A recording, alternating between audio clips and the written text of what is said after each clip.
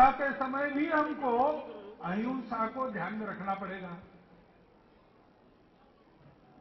गाय को बचाने जाए और उस प्रयास में और कहीं पर किसी के मन को ठेस पहुंचे, धक्का लगे, हिंसा हो, ऐसा कुछ नहीं करना चाहिए।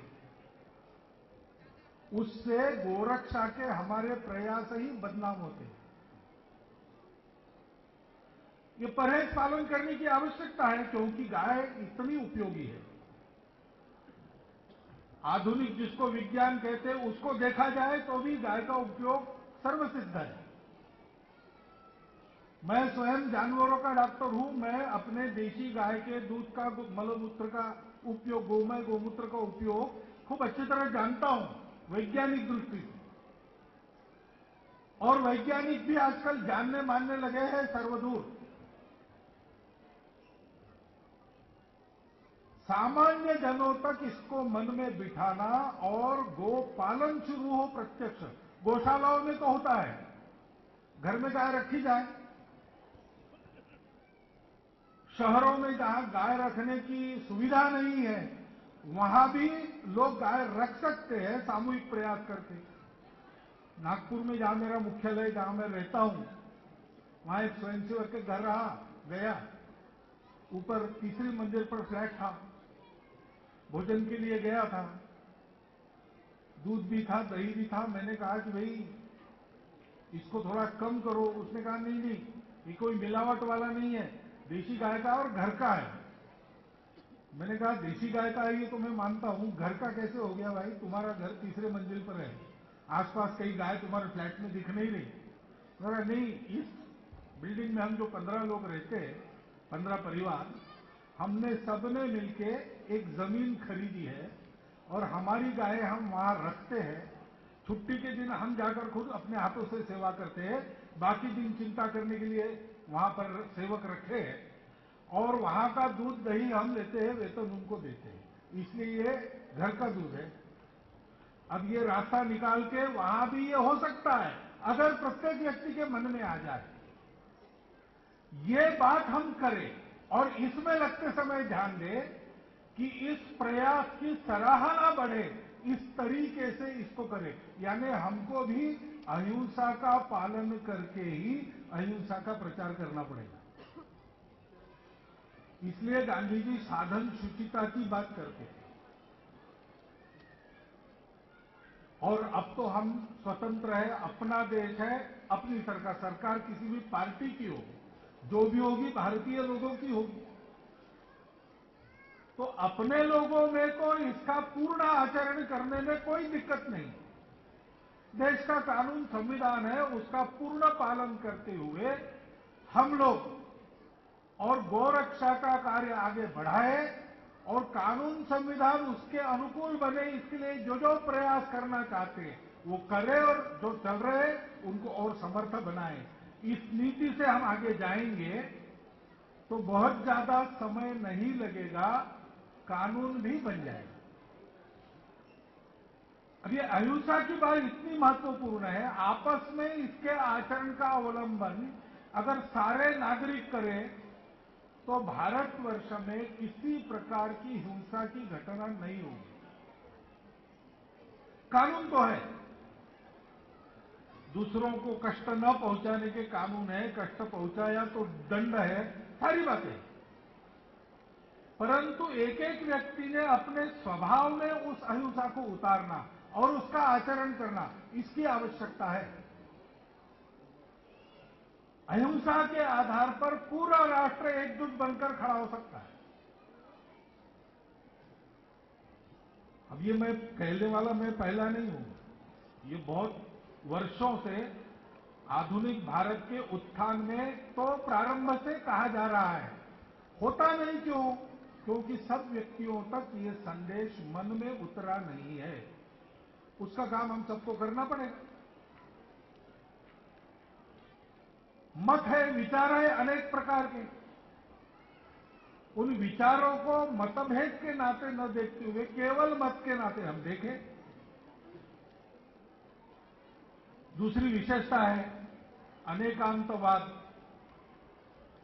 वो भी अगर दृष्टिकोण सब लोग अपनाएं, भले वो अपने आप को जैन कहे न कहे, लेकिन ये समझ ले कि सत्य की पूर्ण अनुभूति एक से नहीं होती, अनेक लोग रहते हैं और सबकी अपनी अपनी अनुभूति मिलाकर और कुछ उसमें जो किसी के अनुभूति में नहीं आया, महावीर स्वामी जैसे दृष्टा पुरुषों के ही अनुभूति में आया, ऐसा सब मिलाकर सत्य होता है। इसलिए मैं जो कहता हूं वही सच है, ऐसा नहीं मेरे जगह मैं जो कहता हूं वो सच भी है, लेकिन दूसरी जगह का दूसरा व्यक्ति जो कहता है वो भी कुछ दम रखता है।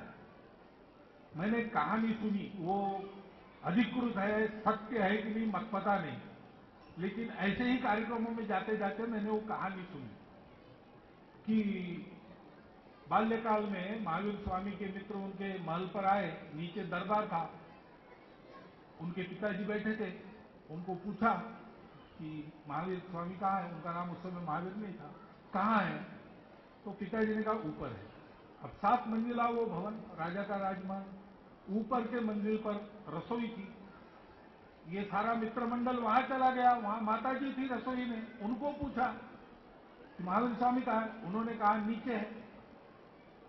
तो बालकों ने पूछा कि अब सत्य किसका माने, पिताजी कह रहे हैं कि ऊपर है, माताजी कह रहे हैं कि नीचे है। तो माताजी ने हंस के बताया कि जहां पिताजी है वहां से वो ऊपर है और जहां मैं खड़ी हूं वहां से वो नीचे है, आप बीच की मंजिलों में जाकर तलाश करो।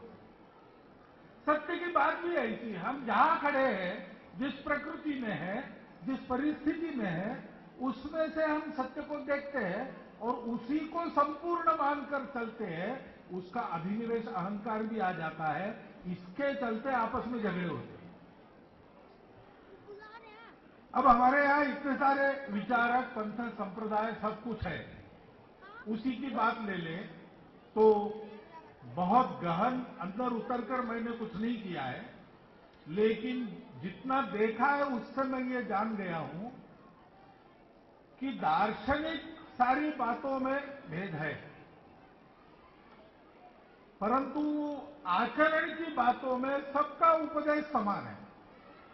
यही बताया है, अहिंसा, सत्य, अस्तेय, अपरिग्रह, ब्रह्मचर्य, करुणा, ये सारी बातें बताई है सब ने। हमको उस पर चलना चाहिए। हम उन दार्शनिक मतभेदों में उलझ जाते हैं और अपना अपना अहंकार लेकर आपस में झगड़ा कर बैठते हैं, समाज विभाजित हो जाता है और कुछ होता नहीं। थोड़ा सहन करें उन मतभेदों को, क्या है, अपना अपना मत रखने का सबको अधिकार है, अधिकार या स्वाभाविक बात है।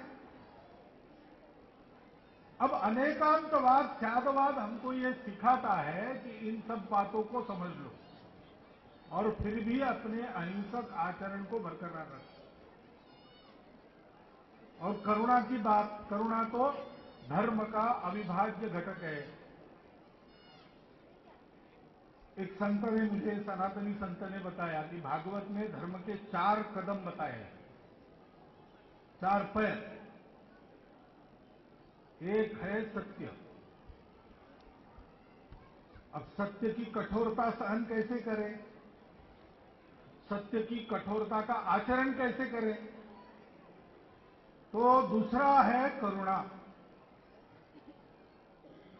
करुणा की छन्नी से छनकर जो सत्य आता है उसका आचरण धर्म को बढ़ाता है।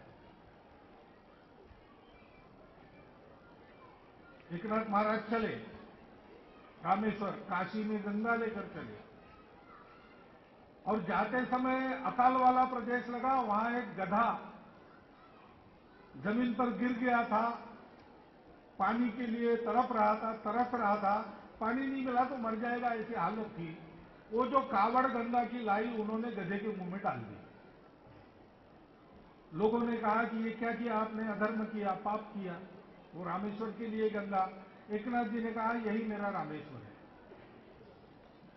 अब शास्त्र का सत्य तो यह काशी की कावड़ रामेश्वर के वहां शिवलिंग पर डालनी है, ये सत्य है, परंतु बीच में जो जीव तड़प रहा है उसमें भी भगवान देखो और उसकी प्यास पहले बुझाओ, ये करुणा सिखाती है।